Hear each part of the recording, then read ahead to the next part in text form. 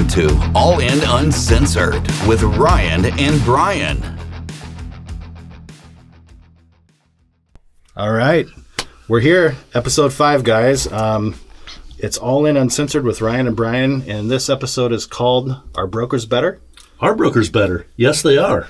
Well, today we have Sean Lee. Yes, Vice President of Business Development for Adcom Group, Inc. He is our guest today, and we are super stoked to have you here, man. Super stoked to be here, guys. This is fun. Yeah. This is fun. We're all cozy in here. Sean wanted it this way. We offered to do it remote, and he said, no, let's get intimate. You've got to come feel it, live it, be it, enjoy it. We got to get in the dirt and grind here. You know what I mean? Make it another great day. That's right. It's another great day. Yeah. So I think today, Sean, what we want to do is talk to you about a couple of things here. First of all, who you are. Who is Sean Lee? We know that you have a background with Zillow and you've transitioned over to the wholesale side, so we want to talk a little bit about that.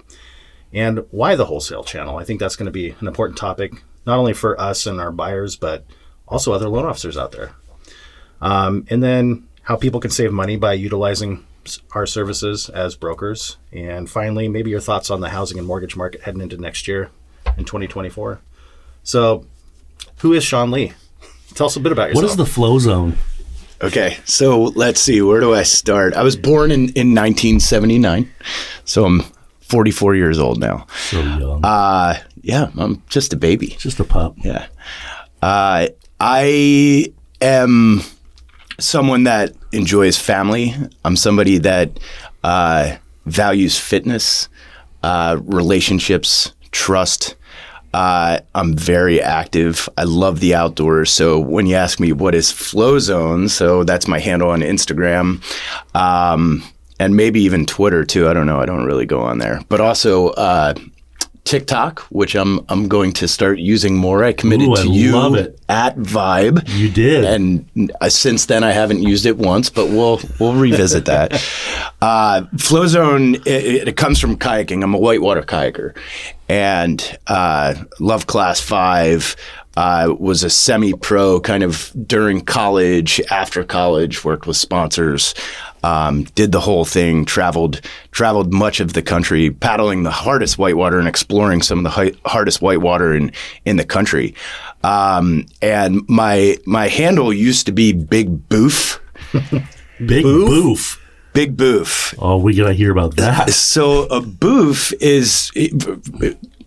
as I knew it's kayaking terminology, and it's when your boat separates from a waterfall and you land flat, it makes a sound. Boof. Boof. Boof. Yeah. Okay. Right? So a big boof would be, you drop 20, 30 feet, you land flat, poof, and it's one of the most incredible feelings ever if you execute it correctly. Which means you're flying off waterfalls. That's right. Okay. Little did I know that, there's a part of our culture that actually ingests drugs through a part of their body. We don't need to go into detail, but they call that boofing.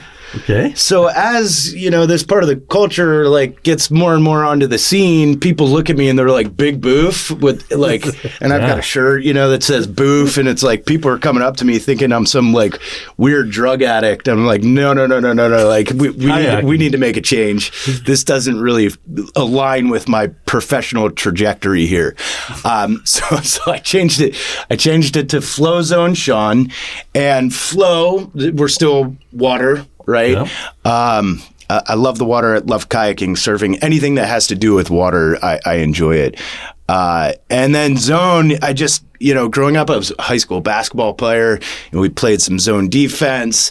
Coach always talks about getting into a zone. I feel like that's a very important part of my role now and what I do on a day-to-day basis and how I coach and lead people. You've got to be in the zone. So kind of put those two together, you get Flow Zone, and then Sean, that's me. I love that. Dude, that is rad. So getting to know you over the last few months, you're early 20s, late teens, and my early 20s, late teens kind of are a little similar because you were kayaking.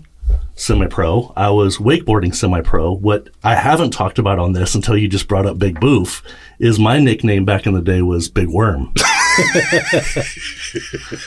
So my nickname was Big Worm. My brother-in-law, I knew him before I met my wife. So we would go out, and I could throw Rayleighs, I could throw scarecrows, and my brother-in-law, for some reason, all day one day we were at Lake Chelan, and he's like, throw the big worm. I'm like, bro, that is a front flip toe side with a 540. I've never even done a toe side 360. He goes, throw the big worm. And ever since that day, that was probably 1995, 94, 95, he's a firefighter.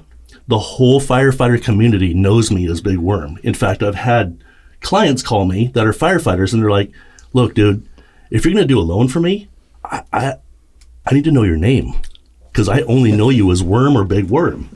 So that's pretty funny. Big Boof.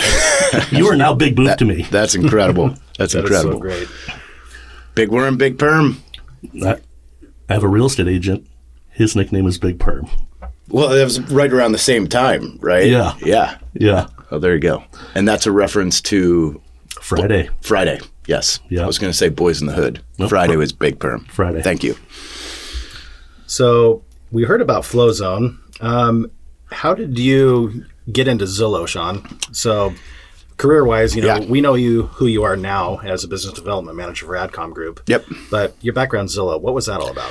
Yeah, so I'll rewind a little bit again. Coming out of college, I graduated from the University of Colorado. Go Buffs! Huge Coach Prime fan. So if you want to get into a lot of haters out there right now, right, and that's okay. Deion Sanders, Coach Prime, is one of the most incredible leaders that I've ever watched, and I didn't expect him to come into the University of Colorado and bring the amount of leadership. I knew he was going to bring hype, but the level of leadership that this guy brings to the table and the amount of community that he's creating in the city and for the state of Colorado, it's been incredible. I encourage you to follow him. And it speaks to a bigger thing, in my opinion, culture, because all of that positivity, that sense of community, and that leadership all builds this culture, which is really important to what we do too.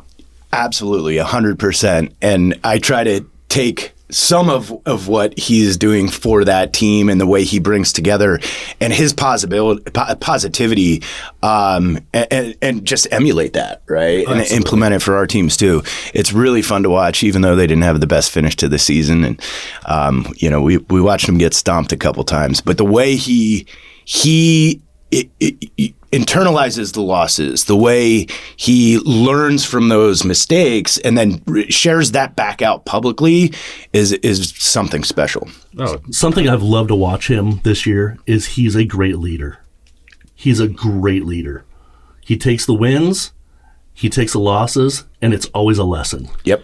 and it's more, to me, what he has done in Colorado, it's more about building a winning football team. It's about building young men and empowering them to be good people. That's huge. That's it. Yeah. Right? And people buy into that philosophy. Their parents buy into that philosophy. They want their children to be around that type of leader.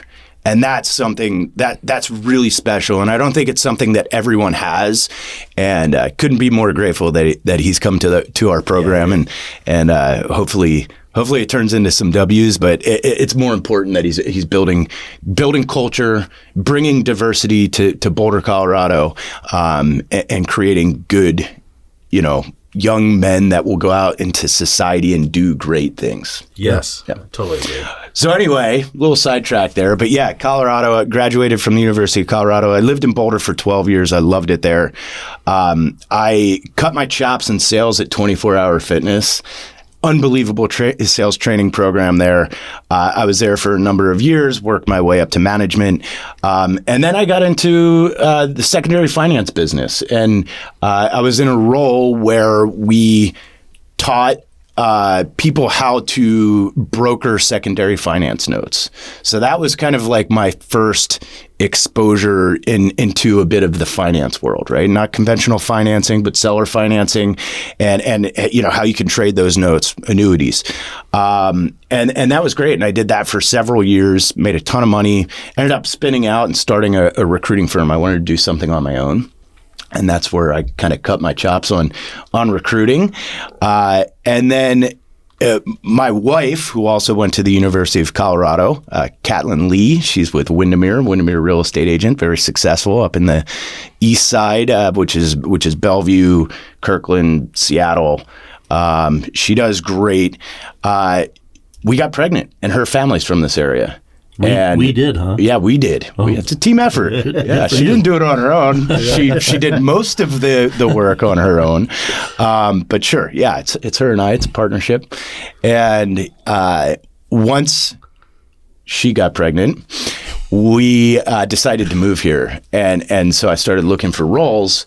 And Zillow was, just kind of coming to life, right? Yeah. And they were hiring salespeople, and I reached out to some contacts and took a couple interviews and got the offer and came into Zillow, and they, I was already in a leadership role, right? I was running my own recruiting firm, so kind of wound that down as we were going to make this transition. This was right on the heels of 2008, right? The worst job market of 30 years. And I knew that it was going to be very difficult for me to continue running that business in a new market, in a totally different market, being Seattle from Boulder. So wound that down, took the job with Zillow, wanted a leadership role, and Doug Slotkin, who was the VP of sales at the time, I'll never forget it. He's like, I'll never hire anybody directly into management. You need to get on the floor and do what the leaders do. And I said, okay, I'll work my way up pretty quickly, and gave me a role, and they hired me. And it's really interesting because at that time we were in the Russell Investments building, downtown Seattle, 2nd and Union, and I, by chance, sat directly across from Greg Schwartz, who was the chief revenue officer at the time, Doug Slotkin, who is the vice president of sales. He led a sales team of 1,000 people.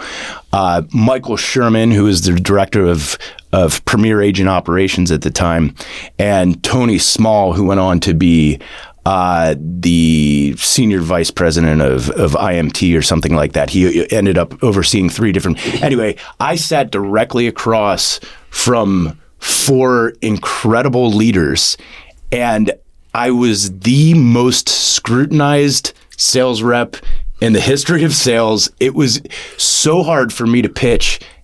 Looking at these guys, we were just in these little, cubicle dividers, right? There was no sound barriers, but they were only 2 feet tall, and I'd stand up and pitch, and I'm pitching right in Greg Schwartz's face, and it was hard.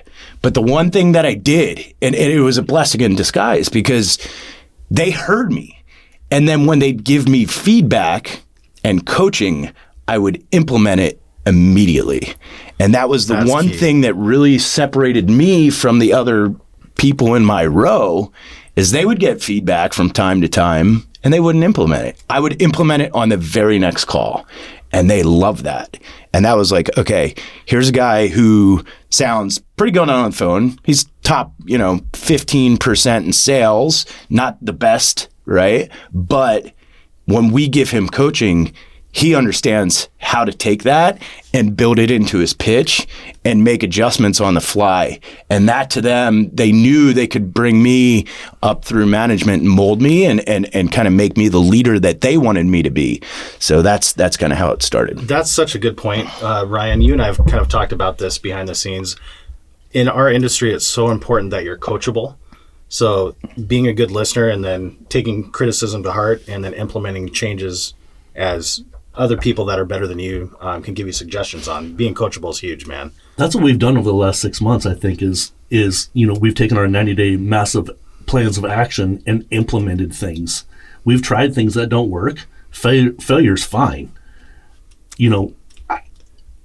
We've gone through one CRM. We're looking at another CRM.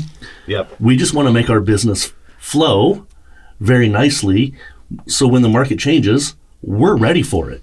And implementation is huge, and we have grasped that and ran with it. Yeah, and getting pointers from you and Rich too. Like, you guys have poured a lot into us, and we're taking everything to heart, because we want to be the best. I mean, there's no doubt about what our goals are for us personally, but and it's going to take time, and we're working on it. But yeah, getting that, We've got being big coachable, goals. yeah, that's huge. We've got big goals. Yeah. Like take down Kirkland, Adcom for the number one spot. I hope that you do that. And that's one of the reasons I'm here today. I want to get you to that point. And it's good. You know, Rich Barton, he's the founder of founder of Zillow and the CEO right now. He also founded Expedia. He spun that out of Microsoft. He founded, what's the one for lawyers? Avo. Yeah. So some great companies here in the Seattle market that have gone on to do really well. And he talks about BHAGs, big, hairy, audacious goals. Right. And it's always good to have a BHAG. You want to have goals that you know you're going to achieve so you can hit those and achieve, that success, realize that success, but you always need to have your BHAG out there. And if you hit that one too, then you're doing really well. And I know you guys have both. You have some BHAGs and you have some realistic goals that are going to build that momentum of success. And then after you hit those, then you can set goals that are a little bit more aggressive and you can continue to build on those. And it's awesome to see what you guys are doing and the dedication and the work that you're putting in. And, tying this back to like the coaching piece and just implementation of the little things.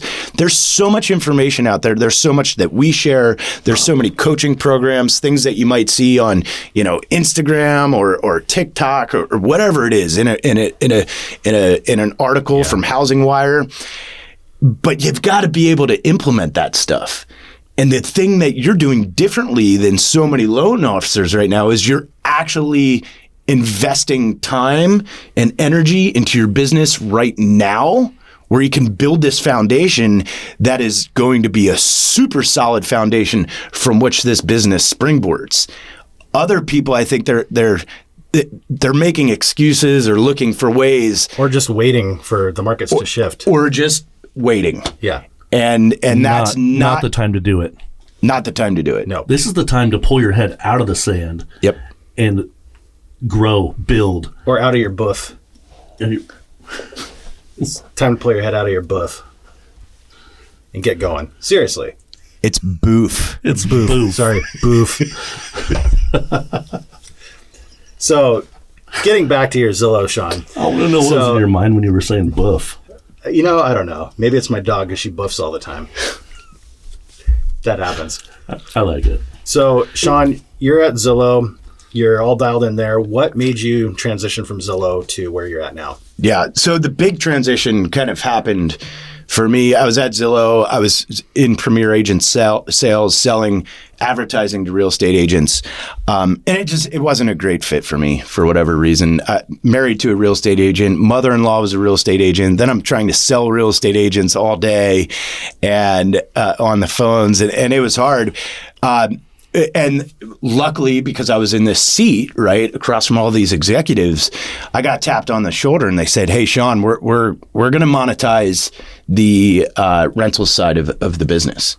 And we want you to come over and help lead that charge." And I was like, wow, absolutely. This is the opportunity I've been waiting for. Cool. That was about a year into my time at Zillow. And it's because they knew they could mold me, they could coach me, right? And I was going to do things the right way.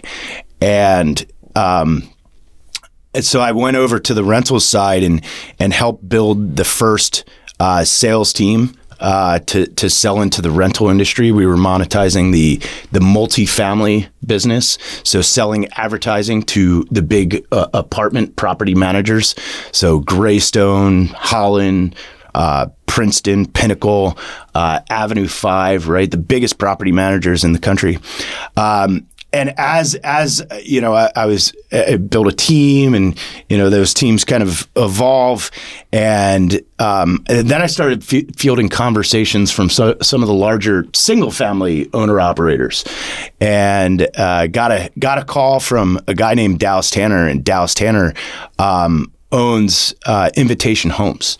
And Invitation Homes is the largest owner-operator of single-family residential real estate in the country. They own 80,000 single family homes across the US. Wow. And then manage all of those as long-term rentals. And he was like, hey, we get a ton of leads from you guys and we want to do more. And then this light bulb went off in my head and I was like, oh, okay. What percentage of leads are we responsible for? And he told me, and then that was kind of the inflection point where it was like, okay, now I can make another shift and build a business on my own. And I built the Zillow's single family rental business. And that's amazing. Ton of fun, right? Yeah. And had complete freedom to kind of do things the way I wanted to do it. Bring in the different teams, legal, marketing, support, you name it. And the business just continued to grow and grow year after year. Right. And then it kind of got to the point where it was like, okay, there's a lot of money coming in here, right? You've got a $250 million business that you've built, right? When you look at like market cap valuation, from scratch. That's insane. Right? Then other people start putting their hand in the cookie jar, right? For sure. And you get a little bit more red tape, and you've got other decision makers, telling you how to run the business that you built, and that's hard, that's challenging, and I wasn't thrilled with it, and there were some other things going on that, I just wanted that day one or that year one or that year two feeling back where there was zero red tape and you make all the decisions. And Rich Hunt, the owner of this company, at the same time, he was kind of, going out and starting Home Trust and the Adcom Group. This is 2018. And, I'm watching him do that as I'm starting my thing. And let's back up for a second. Yep. How did you meet Rich in the first place? Yeah, actually through our wives. And it's really interesting. I don't know what it was with Rich, but we met when I first moved to Seattle. Mm-hmm. And for whatever reason, we're on the same vibration, wavelength. Yeah. And Rich just kind of took me under his wing. And he was like, I know you're the new guy to town, but I'm going to include you in everything. I'm going to invite you to everything. We're having a good time. Like, I got you. You're my guy. For whatever reason that was, I don't know. Me and him should probably talk about that at some point. But he did that. And he was, I came here not knowing anybody or having any friends really. And he was my guy. So we just always stayed super close. And then, he one of the top loan officers in the country. Yeah, amazing what that guy does. Yep. Like, insane. As he was starting Adcom Group, I was, right there next to him. And he's like, should I do this? Fuck yeah, you should do it. Like, what do you have to lose? Let's go. Yeah, let's go. What's the worst thing that can happen, right? You go back to your, old company and, they're going to let you do loans again.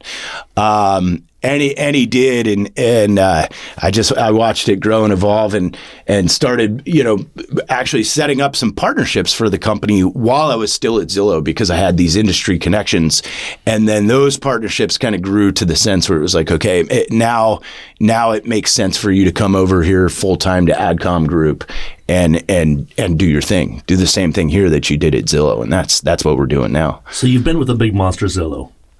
Now you're with Adcom Group. Home Trust Financial.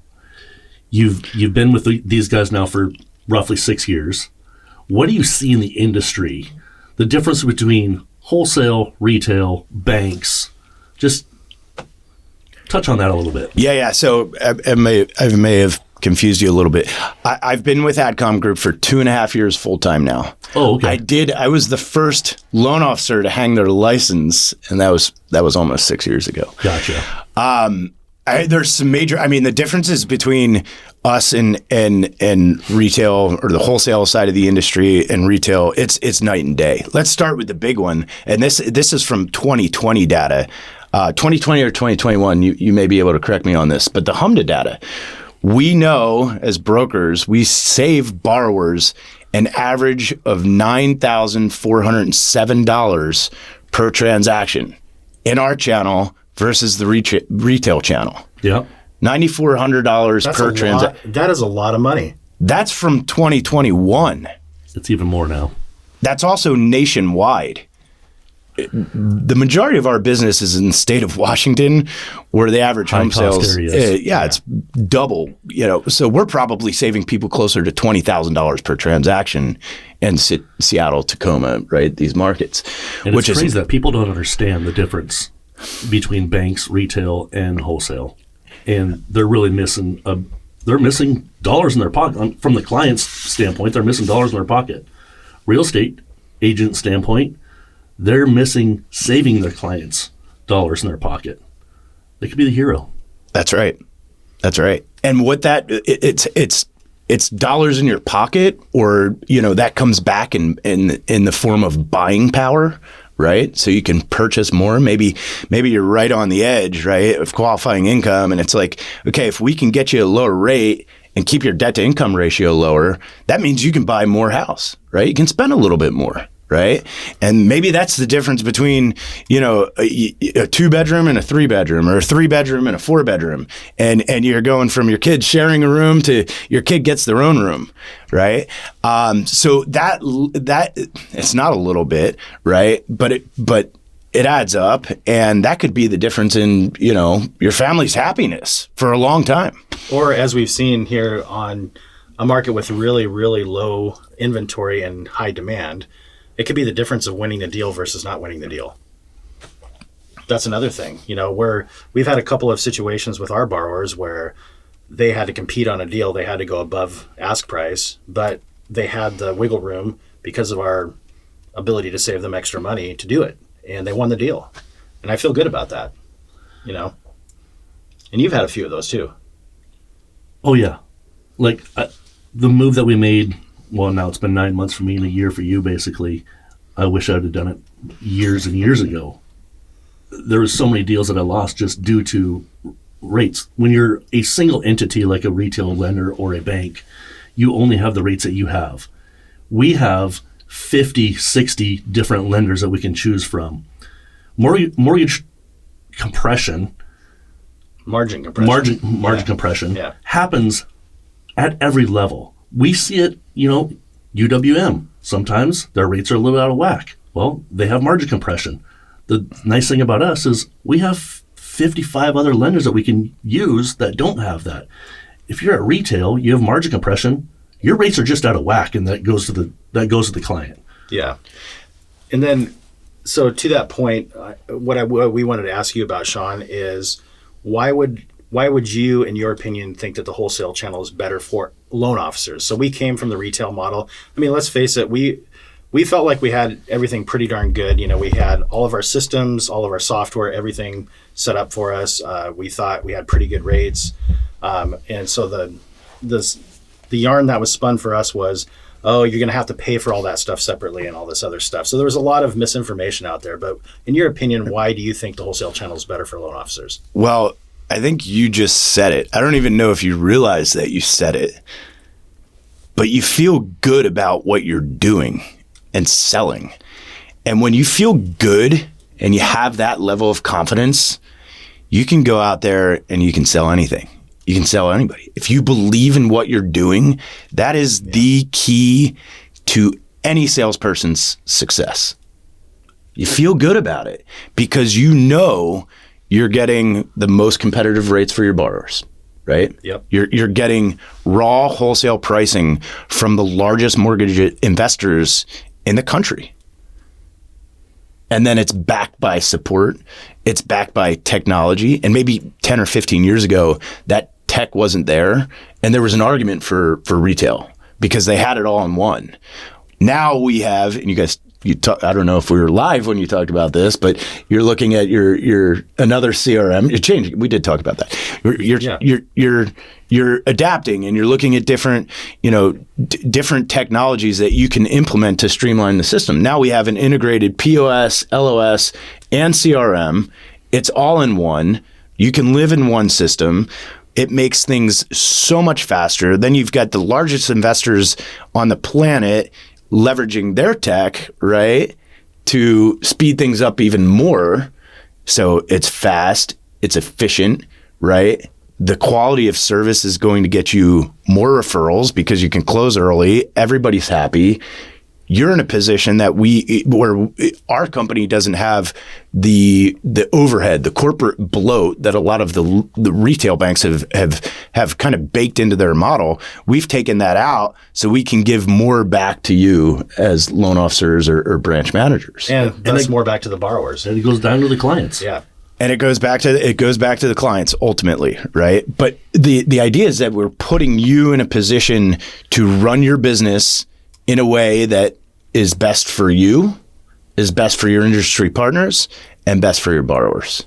And that's why people thrive in this model, right? Because they have the decision-making power, they have the control to make those decisions on the fly and be super confident about what they're doing, and then the flywheel starts. I like that concept of the flywheel. I mean, we've talked about that before. It's really interesting. When we first came over, like a 21-day close was just knocking it out of the park in banked retail, back in the day. But here we are. I think I looked at the analytics that we got. We're averaging like 14 to 16-day close times. It's insane. Like, it's just that much better. It was funny when I was onboarding, I had a file that I was holding on to, and I kept on talking to my person onboarding. And I was like, we need to get this in. He's like, when's the close date? I said, it's like 16 days away. He goes, bro, we got a lot of time. What do you mean we have a lot of time? We have to get an appraisal. We have to get all this. He goes, okay, I'll start working on it just so you have peace of mind today. And I think in 3 days I had the clear to close. It was absolutely crazy. Not the clear to close. We had approval in 3 days. Appraisal came in. We had clear to close in, I think, 5 days. Yeah. It was just night and day difference. That was night and day. And that happens all the time. Yeah, all the time with all the loan officers. Yeah. That's one other thing too that is really interesting. Banked retail, I always felt like it was kind of an us versus them.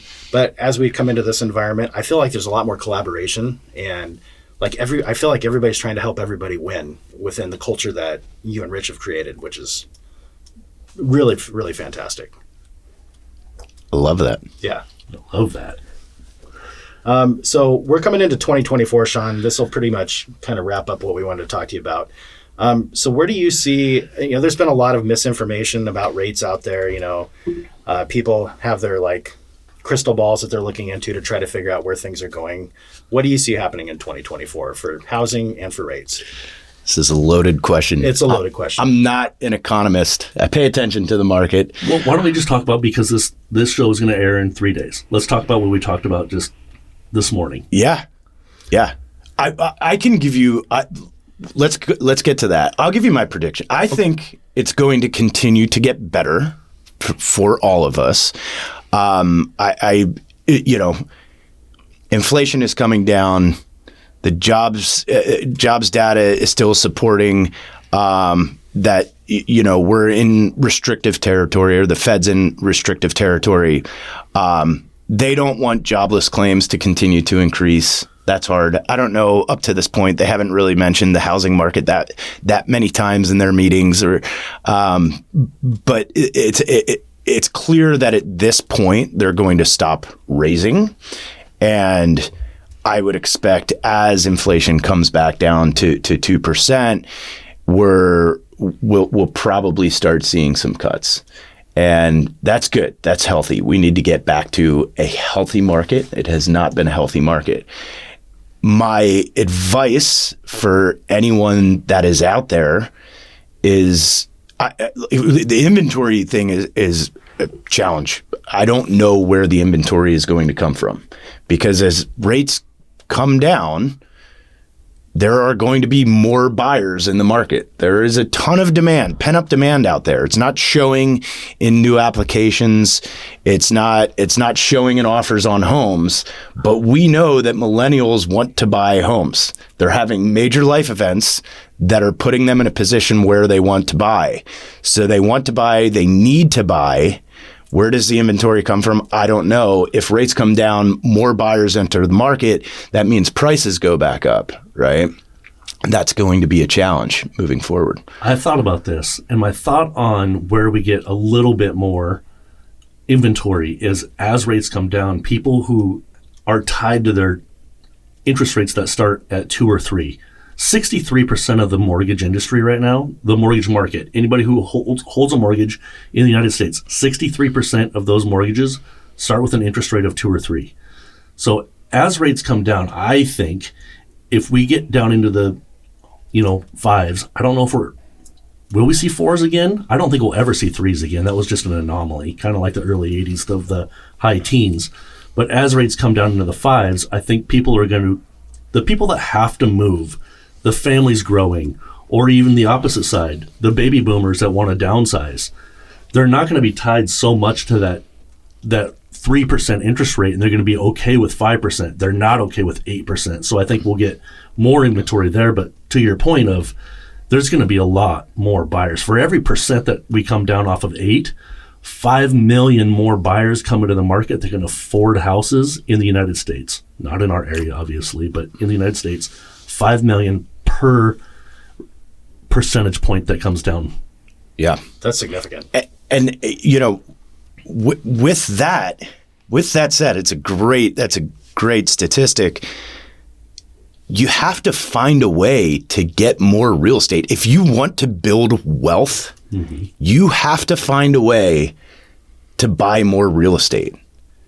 And I'm not the only person thinking like that, right? If you're a first-time home buyer, it's challenging. You've got a window right now where you can jump into the market and not compete against 10 other offers and buy a home. And maybe it's not in Bellevue, right? Yeah. Maybe it's in another time. Maybe it's in another state. Maybe it's in another market. There are rental opportunities out there. There's other opportunities in real estate. You need to figure out how to get a piece of that pie, because it's going to continue to be more and more valuable as demand increases and as time goes on. So figure out a way. I think right now is a great opportunity for buyers, because it's going to get competitive again, and it's going to be harder, even though we think rates are going to get better. I totally agree with that. Yeah. You talked about building wealth. I think there's the time that we're in right now. You can get into a house. You don't have 10 other buyers you're up against. So you get in now. You refinance in a year when rates come down, maybe 2 years. I'm not an economist like you said, but when rates come down, you refinance. You stay in that house for another 12 months, and then you can buy another owner-occupied house for as little as 5% down. Rent out the old house. We can use the rental income from that property to offset your debt-to-income ratio to buy a new house. You do that 4 or 5 times in your 20s and 30s. By the time you retire, you're going to have real estate wealth at that point. Even if you do it 4 times, if you have 4 rentals and you did that, all you need is 3 to 5% down on your first one and 5% down on every other one after that. And shoot, let's talk about 5% down Fannie Mae 2, 3, and 4 unit properties now. That's a huge opportunity. Huge opportunity. Yeah. Kind of wishing I would have had that in my 20s. For sure. I mean? Yeah. I don't, as far as like real estate agents and lenders, like Ryan and I saw this post this morning about ING, I think, in the Business Insider came out and said they're projecting, 5 to 6 rate cuts coming in 2024. ING's chief economist came out and said there are going to be 6 rate cuts next year in the market. Listen, that couldn't be further from the truth. I mean, could it be true? Absolutely. Why does he hold the crystal ball? And why are people clinging on to that like it's fact? It's not. The economy is a growing organic thing that changes daily. In fact, Powell came out last Friday, this is 4 days ago, and basically said, we have to see what the economy does to dictate what we're going to do with rates.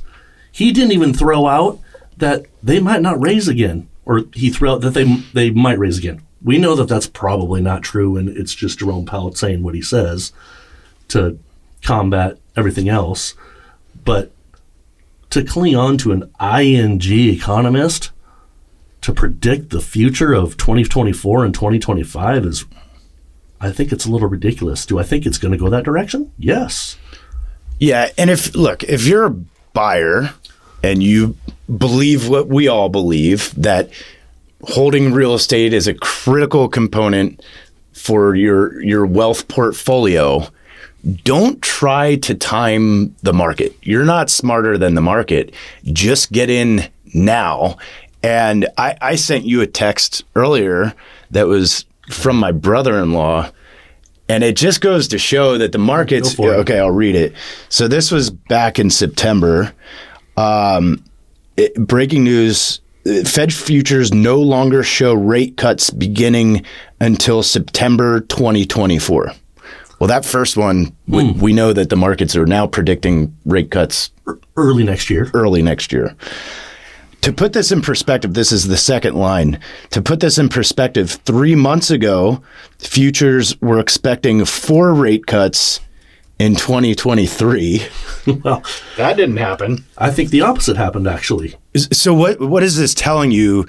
It's telling you that the markets are very, very bad about predicting what the Fed is going to do. Now, okay, third line. Now, interest rates are expected to pause for at least 1 year. The Fed has made it clear higher for longer is here to stay. That could be the case, even though we think they probably overdid it. They would rather send us into a recession than risk inflation spiking again. The markets are really bad at predicting what the Fed is going to do with the rate. And it's all about the data that comes in, right? And we don't know what that data is until we get it. It changes daily. Like the things that the economist Jerome Powell goes off of are things that change daily and weekly, not a prediction over a 12-month period. Yeah. Yeah. The one thing we do know is that mortgage rates have been better for the last 5 weeks. Yeah, they have. It's been an amazing run. We've come down at least 1% off of. We were quoting close to 8, and I quoted somebody the other day under 7. Amazing run. Got to feel good about that. I feel great about that. Not only that, we just 2 days ago, the 200-day moving average in the bond market, mortgage-backed securities, we got above the 200-day moving average for the first time in over 2 years. That is always an historic number to get past. It's really hard to get past. When we're coming down, it's hard to break through, and rates going higher. When rates are getting better, it's hard to break through, and we broke through. Usually it takes 2 or 3 days to actually solidify that, and we've done that right now. Yep, we've done it. Well, I don't know that we have anything else to discuss about 2024, but what I would like to do, and kind of wrapping up this episode with you, Sean, is just recapping for our audience, whether you're a potential home buyer or person looking to refinance down the road, or if you're a loan officer looking to transition, the broker channel offers a different opportunity than other platforms. And I think with the broker channel, as you alluded to, it gives people an opportunity for loan officers to control their own business and have better pricing and, basically just, like you said, when you're in that mindset of knowing that you've got the best product out there and you believe in it, it's a lot easier to sell. So if you're a loan officer out there looking for a change, please hit up Sean. We'll drop his name in the comments down below. And do you have anything to add, Ryan? No, this is a really good episode. I'm excited to have you here. Thank you very much for coming on and thank you, Sean, sharing your insights. Hey, they can just hit you up. Yeah, hit us up. This is let's build. Yeah. Right? Yep, we're building. Yeah. This is your baby. Let's go. It's go. December 6th today. Our plan is to have our own office by January 1st. So we're 3 weeks away. Yep. We've been putting in the time in the grind. LLC is being worked on. You can contact us. Yeah, contact us. You want to build your business? We're here to help you build your business. One more question. So I listened to the episode where you vocalized your or made your commitments to waking up at 5 a.m. Are we still doing that? 5 a.m.'s tough. I did 4:30 today. So if you woke up at 5:30, Ryan, then you're... I will tell you my stats for last week. I woke up 3 days at 5 a.m. Okay. And I woke up 2 days at 6. And the other days were probably close to 8. Okay. Yeah. I'm probably somewhere in that same boat. But today I did get up at 4:30, and I've got my 5 a.m. plan for the rest of the week. Have you vocalized or shared with the audience what your goals are for 2024? We have not. Do you want to? Not yet. Not yet. Okay. Yeah. You still have 25 more days. We do. Okay. We have a couple more episodes before the end of the year. That's a really great idea, though. You just gave us an idea for our very first podcast of 2024. Yeah. Goals. One of our goals was absolutely to have our own branch. And our goal is January 1st, and that looks like it's coming to fruition. So we're really excited about that. Yes. Another one of our goals was to have a loan officer. We already have a loan officer underneath us to start our new branch. A few of our goals is to get more loan officers. We don't have a number specifically, but we want people who are hungry to grow this business and hungry to work on their business and dive in. It's going to make them better. It's going to make their referral partners better. It's time to grow. Yes. 100%. I love it. Well, next week we're going to be actually getting Ryan Phillips on the show, right? Real Estate Source TV. We did announce this before. Ryan is a very busy guy and he's hard to nail down. So that is my goal over the next couple of days, to nail him down. And our plan is to have Ryan Hills in here. That'll be rad. So please check us out on, Apple, Spotify, our YouTube channel. We've got a Facebook page, and just please tune in.